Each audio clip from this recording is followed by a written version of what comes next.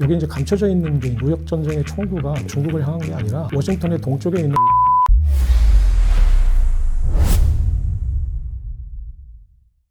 네, 안녕하세요. 철형입니다. 네, 오늘은 25년간 경제지에서 기자 생활을 하신 김창익 작가님 모셨습니다. 반갑습니다. 네, 반갑습니다. 네, 간단하게 자기소개 좀. 네, 그 경제 스토리텔러로 활동하고 있는 김창익 작가라고 합니다. 말씀하신 대로 25년간 기자 생활을 했었고요. 기자 생활을 그만두고 최근에는 돈세이돈이라는 무인 카페 브랜드 프랜차이즈 본부 사업을 하고 있고, 틈나는 대로 이제 경제 트렌드 관련된 책을 쓰면서 작가로도 활동을 하고 있습니다. 경제 스토리텔러라고 지금 말씀하셨는데 굉장히 참신한 단어거든요. 어떤 의미가 있나요? 하루하루 쏟아지는 정보들이 되게 많잖아요. 그러니까 뉴스들이 매일 나오고 그게 이제 소모성 파편처럼 매일매일 사라지는 뉴스들이 많은데, 그 뉴스들을 연결하고 엮으면 좀 더 가치 있는 어떤 이야기가 된다고 생각을 했어요.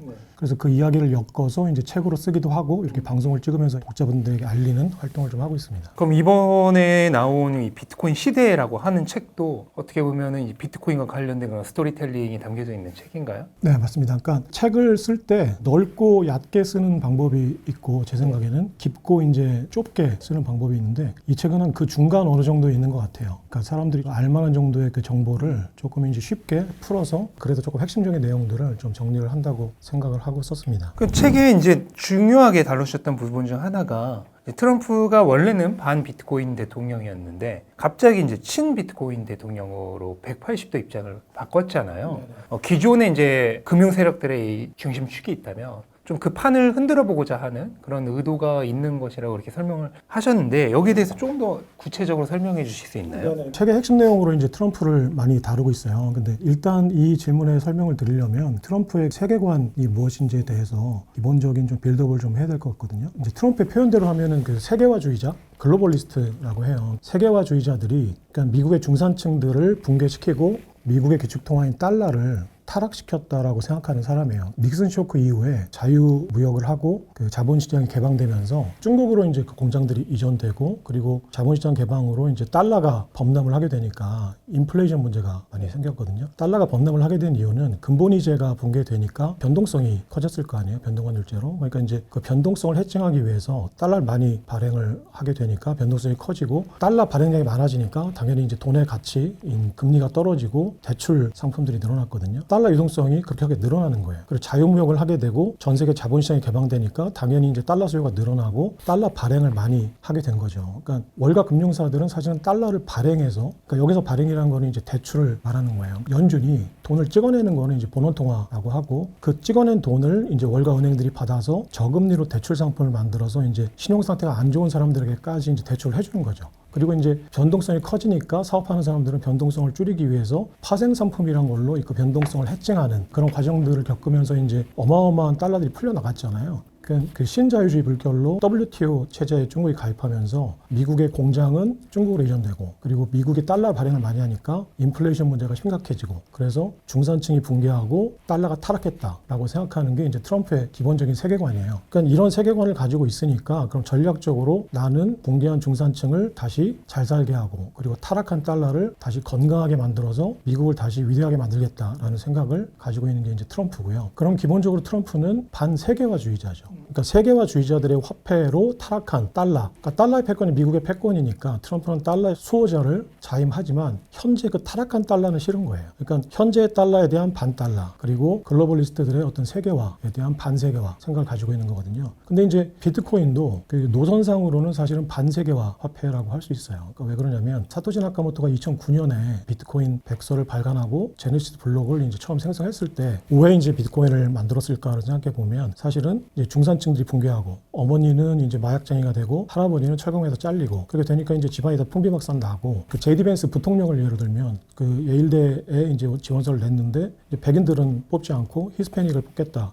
라고 하면서 자기 친구들은 잘리게 된 거죠. 그러니까 이런 현상들을 보면서 또 금리가 낮는데 이제 그게 이제 부실채권을 많이 발행했던 은행들의 책임이었는데, 신용불량자들이 이제 그 채권을 갚지 못하고 채무를 갚지 못하고 이제 거리로 나앉는 상황에서 사실은 미국의 정부가 7천억 달러라는 막대한 돈을 들여서 채무자들을 구제한 게 아니라 어머니 아버지를 구제한 게 아니라 월가 금융사들을 구제했어요. 물론 이제 리만 브라더스는 파산을 시켰지만 이런 모습을 보면서 이제 그 테크 천재라고 할 수 있는 뭐 누군지는 뭐 밝혀진 건 아니지만 그러니까 아마도 이제 블록체인과 암호화 기술을 알고 있고 또 경제 화폐에 좀 능통하다고 생각된 그리고 제가 보기엔 철학적으로도 좀 이제 인사이트가 좀 깊다고 생각하는 사람이거든요. 이제 그 사람이 그러면 이렇게 타락한 달러 그리고 몰락한 중산층들을 구제하겠다는 이제 목적으로 반세계와 반달러의 화폐를 만든 게 이제 비트코인이잖아요. 그러니까 트럼프가 이제 사실은 그 달러 패권에 도움이 된다는 서사를 누군가로부터 듣고 받아들이면서 비트코인 대통령이 됐지만 기본적으로 비트코인하고 달러는 반세계화 화폐, 반세계화 진영, 반달러 화폐 그리고 현재의 달러는 실은 트럼프의 어떤 운명적인 동맹 관계가 있는 거죠. 그럼 측면에서 비트코인이 어떻게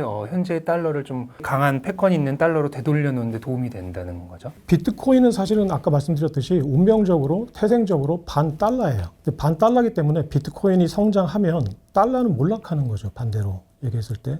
본질적으로는. 하지만 이제 로마 시대 때 기독교를 이제 그 테오도시우스 황제가 국교로 채택했던 과정이 현재 그 트럼프가 비트코인을 이제 달러 패권을 수호하는 방법으로 채택하는 거하고 비슷해요. 이교도였던 기독교를 내 권리와 패권을 강화시키는 수단으로 썼던 거잖아요. 그러니까 지금 비트코인도 마찬가지예요. 비트코인은 태생적으로 반달러잖아요. 그 인플레이션 화폐, 그러니까 법정 화폐를 이제 어떻게 보면 몰아내겠다고 만들어진 디플레이션 화폐니까 사실은 당시 로마 황제가 보기에는 이교도인 기독교하고 똑같거든요. 근데 이거를 왜 그러면 트럼프는 받아들였느냐? 그러니까 테오도시우스 황제가 자기 황권을 강화하는, 회복하는 수단으로 받아들인 것처럼 트럼프도 달러 패권에 도움이 된다라는 서사를 받아들인 거예요. 그러니까 지금 이제 그게 스테이블 코인으로 1차적으로 나타나고 있는데 스테이블 코인을 발행하려면 지금 지니어스법 통과된 법에 따르면은 이제 단기 국채를 같은 양을 보유를 해야 되니까 달러라는 유동성을 공급하는데 가장 강력한 수단이 되는 거죠. 특히나 지금 이제 달러가 이제 정치적으로 이용되면서 중국이나 달러 패권에서 벗어나려는 나라들이 국채를 오히려 팔고 있는 상황인데 그 국채를 사주는 이제 수요처로 스테이블 코인이 이제 떠오르니까 그러면 비트코인 또 스테이블 코인 이런 암호화폐 생태계가 달러의 수요, 국채 수요를 늘리는 방법으로 달러 패권을 지켜주는 데 도움이 될 거다라고 누군가는 얘기를 했을 거고 그 서사를 이제 트럼프가 받아들인 거죠. 이해한 거죠. 아 그래? 그러면 나중에 가서 어떻게 될지 모르겠지만 당장에 지금 세계화 화폐로서 타락한 달러를 내가 되살리는 그리고 몰락한 중산층을 그럼으로써 인플레이션을 없애서 그 고통을 좀 줄여주는 뭔가 경제 시스템을 만드는데 도움이 될 거라는 서사를 누군가로부터 듣고 받아들였던 거죠. 지금 트럼프 대통령이 관세 어떻게 보면 전쟁을 좀 일으키면서 시장을 뒤흔들어 놨었는데 이것도 그러면 그런 반세계화 정책의 일환이라고 볼 수가 있는 건가요?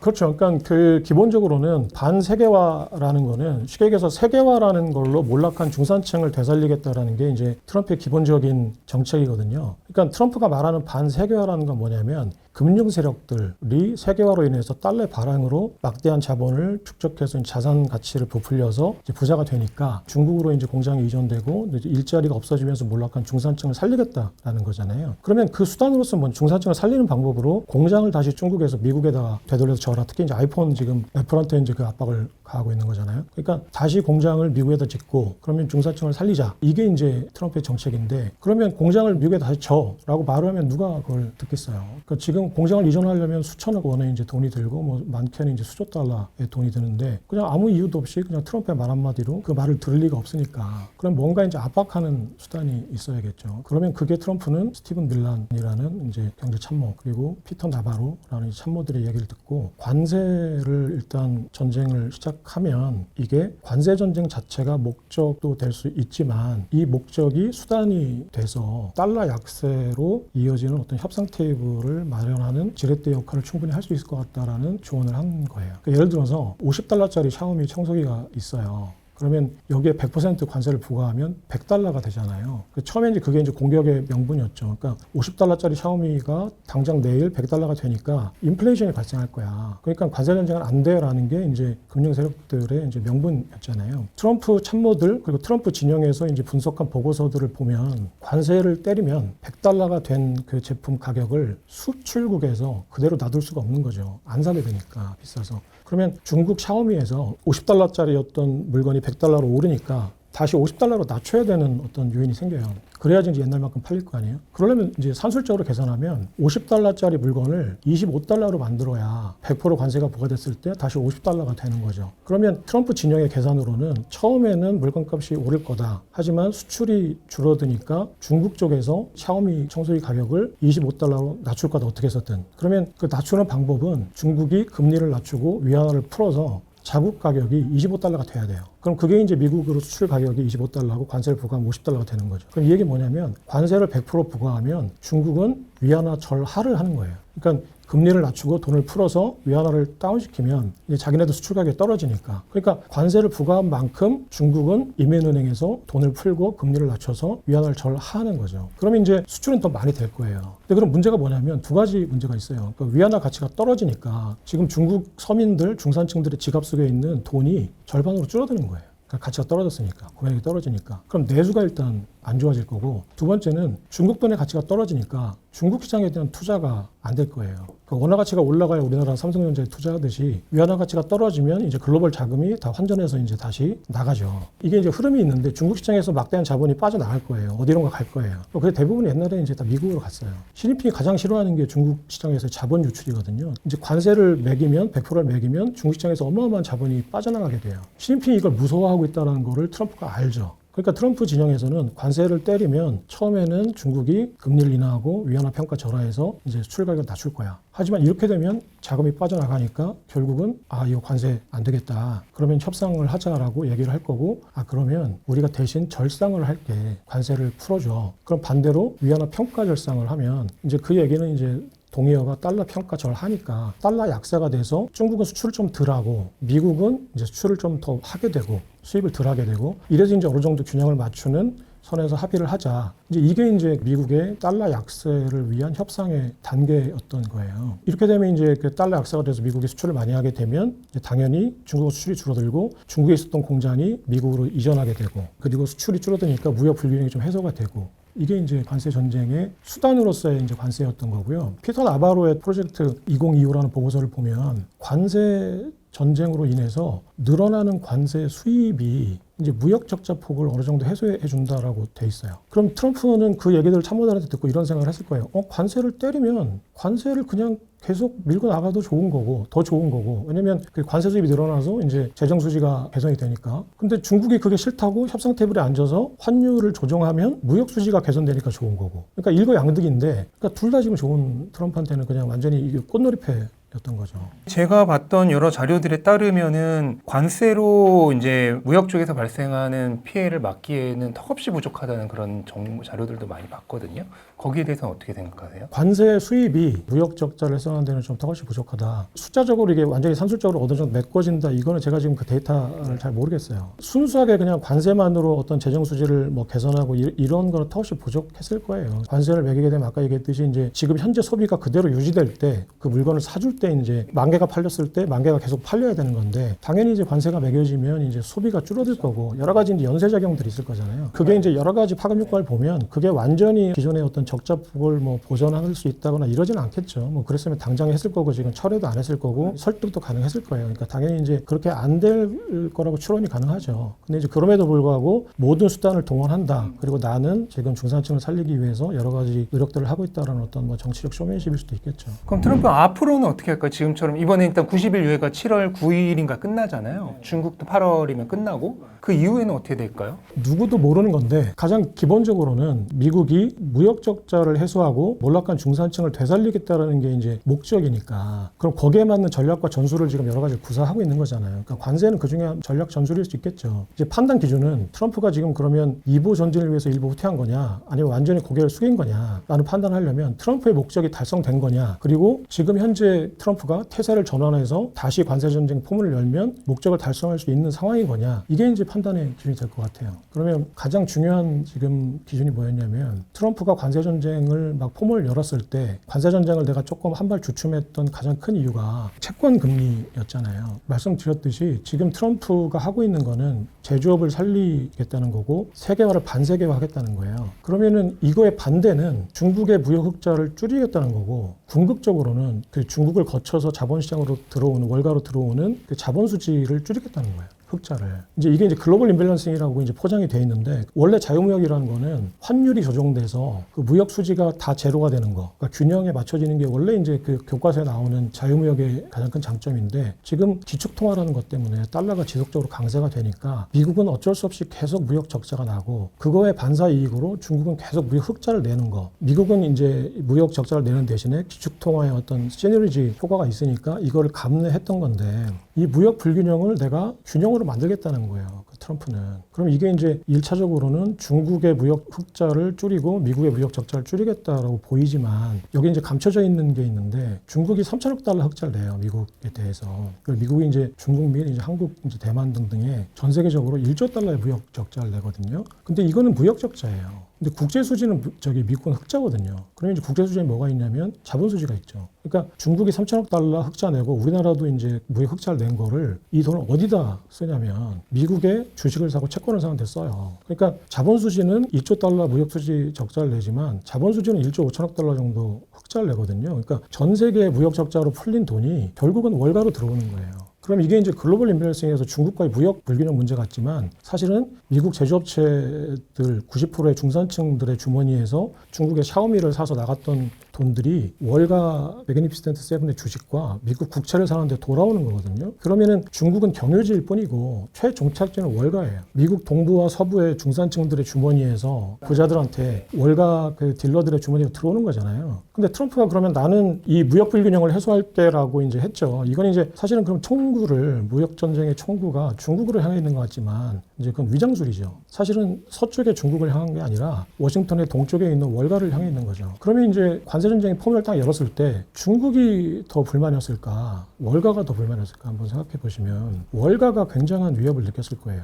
1조 달러라는 어떤 그 자본이 월가로 매년 흘러 들어오는데 외국에서 그것도 자국 내에서 흘러 들어온 거 빼고 그 1조 달러를 트럼프가 막겠다는 거거든요. 그러면 거기에 막대한 수수료가 붙어서 이제 수입이 되는 건데 그럼 월가 딜러들의 입장에서 볼 때는 제이미 다이먼 눈으로 볼 때는 저거 우리 지금 매출 줄어들 거고 그럼 우리 주주들이 반발할 거고 그럼 나 그러면 회장들에 잘릴 거고 이렇게 되니까 그 월가 금융사들 중국 정부, 일본 정부가 볼 때는 공통의 적이 된 거잖아요. 트럼프는. 그러면 채권 자경단이라는 개념이 있잖아요. 트럼프의 이런 관세 전쟁이 싫은 거죠. 그러면 일단 채권 자경단이 채권을 팔아요. 그래서 채권 금리를 올렸잖아요. 자, 그러면 트럼프가 내가 사실은 이게 처음에 관세 전쟁을 했을 때 서사는 뭐였냐면 경기 불확실성이 생기면 사람들은 가장 안전하다고 생각하는 미국의 신용에 투자를 할 거고 국채를 살 거고 그러면 이제 국채 가격이 올라가고 수익률이 떨어질 거다. 그러면 내가 이제 9조 달러를 차환해야 되니까 그 차환 금리를 좀 낮추자. 일단 1차적으로 그거였잖아요. 처음엔 작용을 잘 했죠. 근데 이제 처음에는 아직까지는 미국의 신용이 AAA 등급이라고 사람들이 판단했던 거죠. 그리고 실제로 지금도 그래요, 사실은. 시장에서 이제 국채를 사면서 국채 가격이 올라가니까 트럼프가 의도했던 대로 됐잖아요. 그러면 이제 채권을 가지고 있는 중국 정부, 일본 정부, 가장 중요한 월가, 그리고 연준이 봤을 때, 저거 트럼프가 목적을 달성하게 되면 저거 지금 관세 전쟁을 더 강화시키겠는데? 또는 지속하겠는데? 라고 생각했을 거 아니에요? 그러니까 아까 얘기했듯이 관세 전쟁 이꼴 반세교환데, 그러면 월가 입장에서 볼 땐 자기네들의 수익이 줄어드는 거잖아요. 그러면 이게 누군가가 어떤 총사령관이 있지는 않을 거예요. 채권 자경단이라는 게 그냥 어떤 추상적인 개념이잖아요. 자신들한테 불리한 어떤 정책들을 미국이 펼칠 때 자신들한테 유리한 정책을 내놓으라는 어떤 압박으로 채권을 대다 파는 건데 이게 누군가가 일사불란하게 조정하는 건 아니잖아요. 근데 이게 이제 그 이해관계가 맞아떨어지는 어떤 암묵적인 어떤 추상적인 어떤 조직이 있는 거죠.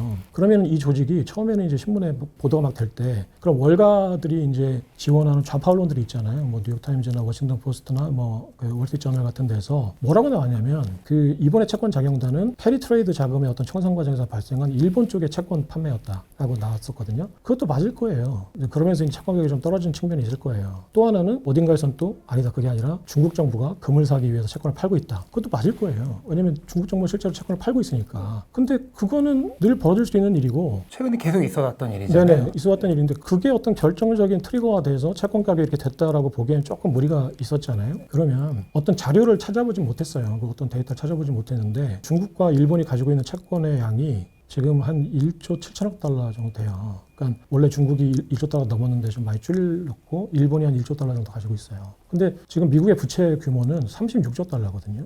두 개를 합쳐도 2조 달러예요. 5% 정도밖에 안 되죠. 30조 달러 정도는 미국 자국 내에서 돌고 있어요. 근데 그 중에 10조 달러가 연준이 이제 자산 매입 과정에서 이제 돈을 푸는 양적 완화 과정에서 사들인 국채가 5조 달러예요. 연준의 재무제표를 보면 거기에 자산이라고 표기되어 있는 게 사실은 채권이에요. 미국 국채. 그러니까 그게 지금 4조 달러가 넘고 이제 5조 달러에 육박해요. 그리고 그 월가의 금융사들이 가지고 있는 채권이 5조 달러 정도 돼요. 그러면 두 세력은 사실 한 세력이잖아요. 사실은 JP모건이 FED의 최대 주주예요. 그러면은 쉽게 얘기해서 월가 금융사들이 가지고 있는 채권의 규모가 미국 전체 국채 규모의 30% 정도가 되거든요. 그러면 누군가가 트럼프에게 어떤 메시지를 전달하기 위해서 채권 시장을 움직이겠다라고 판단하면 그게 그 1조 달러 가지고 있는 일본일까요? 아니면 7천억 달러 가지고 있는 중국일까요? 아니면 10조 달러 가지고 있는 월가일까요? 드러난 데이터는 없어요. 그러니까 지금 연준이 얼마큼 팔았다. 그럼 4조 7천억 달러에서 지금 뭐 4조 5천억 달러가 됐다. 그걸 구체로 판 거잖아요. 그걸 제가 확인하지는 않았어요. 근데 만약에 누군가가 지금 채권 시장을 움직여야 된다는 생각을 가지고 있다라면 제가 생각할 때는 월가인 거고, 이제 이들은 채권을 내가 팔아서 트럼프에게 너 지금 관세 전쟁이 우린 마음에 들지 않아. 그러니까 생각을 좀 바꿔줘야 될 것 같은데 라고 시험을 보냈고, 트럼프가 지금 1차적으로 가장 무서운 거는 국채금리가 올라가는 건데, 특히 이제 10년물, 20년물 장기 국채금리가 올라가는 건데 그 금리를 올려버린 거예요. 트럼프가 이거 내가 계속 했다가는 완전히 이제 전면전을 할 수밖에 없는데, 아직은 월가가 무서운 거죠. 스콧 베센트 장관이 중간에 이제 있는 것도 사실은 트럼프 입장에서는 월가와 어떤 연결고리를 만드는 거잖아요. 트럼프가 한 발 뺐죠. 그럼 이게 이제 트럼프가 완전히 그러면 무릎을 꿇은 거냐, 아니면 이보 전진을 위한 일보 후퇴냐라고 판단하면 저는 후자에 가깝다고 봐요. 왜냐면은 채권 자경단은 반복적으로 여러 번 단기간에 그 자경단 활동을 할 수가 없어요. 왜냐면 아까 얘기했듯이 채권 금리를 올리기 위해서 내가 가지고 있는 채권을 파는 거잖아요. 반대로 얘기하면 채권 가격이 떨어지는 거거든요. 그러면 10조 달러는 자산을, 채권이라는 자산을 가지고 있는 월가가 자기가 가지고 있는 자산을 떨어뜨리는 거예요. 그러니까 이거는 이제 벌하고 똑같아요. 내가 어떤 생명의 위협을 받으면 침을 쏘잖아요. 그러면은 당연히 이제 공격은 하지만 벌도 생명의 위협을 받거든요. 그러니까 채권 자경단이란 거는 자기 출혈이 막대한 공격 방법이에요. 그러니까 이번에 이제 자경단 활동한 것도 트럼프한테 뭔가 시그널을 강력하게 보냈지만, 트럼프가 그래서 그걸 알죠. 트럼프도 스콧 베센트도 있고 주변에 이제 자문단들이 많이 있는데, 야 그럼 일부 후퇴해라, 시간을 벌자. 그래서 일부 후퇴한 다음에 자경단들의 활동을 또 보는 거죠. 만약에 우리가 다시 관세 전쟁을 다시 하면 너 다시 채권 팔 거야? 근데 그게 쉽지 않을 걸. 왜냐면 니네 가지고 있는 채권이 똥값이 되는데. 그러니까 이게 뭐냐면 옛날에 그 닉슨 때도 그랬고 서머스 재무장관 때도 중국한테 미국이 뭐라고 했냐면, 그 달러는 미국 돈인데 달러의 문제는 니네 문제야. 그러니까 이게 이제 공동의 운명체가 된 거예요. 야, 네가 채권을 내가 팔면 너도 죽는 거야. 네가 가지고 있는 자산이 다 쓰레기가 되니까. 그러니까 너 할 수 있을 것 같아? 라고 한 거죠. 양쪽의 전략을 추론을 해보면 트럼프는 잠깐 시간을 벌기 위해서 와 있으면서 이제 다시 이제 금융 월가 쪽에 이제 어떤 움직임들을 보겠죠. 근데 월가에서는 이게 밟을 때 확실하게 밟지 않으면 다시 올라올 텐데, 그때 다시 이제 자경단 활동하기 쉽지 않잖아요. 그러니까 밟을 때 확실히 밟아야 되는 거예요. 트럼프에게 메시지를 주고 트럼프가 일부 뺐는데도 불구하고 계속 지금 뭔가 미국 시장에서 돈을 빼라는 시그널을 주고 있잖아요. 트럼프한테 교육을 시킬 때 참교육을 시키고 싶은 거예요. 그럼 다시 이제 트럼프가 관세 전쟁을 약간 약화시켰을 때 나스닥 살짝 반등하다가 계속 상승하지 못한 이유는 시장이 이제 그걸 눈치챈 거예요. 이거 뭔가 좀 약한데? 근데 왜 그럴까? 그러면 트럼프는 다시 관세전을 할 것 같고, 그러면 월가가 다시 거기에 대해서 반격하지 못할 것 같은데? 라고 판단한 거죠. 그럼 월가는 이제 그런 시그널을 줄이기 위해서 계속 이제 블러핑을 하는 거예요. 그 관계자들, 파워맨들, 제이미 디먼이 나와서 그 미국의 증시는 아직까지 고평가돼 있다고 하니까 그 다음에 나스닥이 또 폭락하고, 워렌 버핏이 나와서 달러는 더 이상 기초통화가 아니다. 이러니까 또 달러 자금이 또 썰물처럼 빠져나가고. 그러니까 트럼프한테 계속 지금 우리는 수단이 여러 가지가 있어라고 이제 시그널을 주는 거죠. 그럼 뭐 정리해 보자면은 관세 전쟁으로 인해서 그동안 흑자를 보던 뭐 중국, 일본 같은 미국의 최대 이제 자산을 사주는 그 세력들이 이제 수입을 얻지 못하면 당연히 미국의 주식과 채권을 사주는 그런 행위를 하지 못하게 될 거고, 그렇게 되면 월가가 가장 큰 피해를 입기 때문에 지금 미국 증시와 미국 채권을 팔면서 이 시장을 약화시키고 있고, 그게 이제 어쨌든 위협이 되는 건 맞으니까 트럼프가 한 발 일단은 물러설 수밖에 없었던 것이고, 현재 상황 정리해 보자면 이렇게 되겠네요.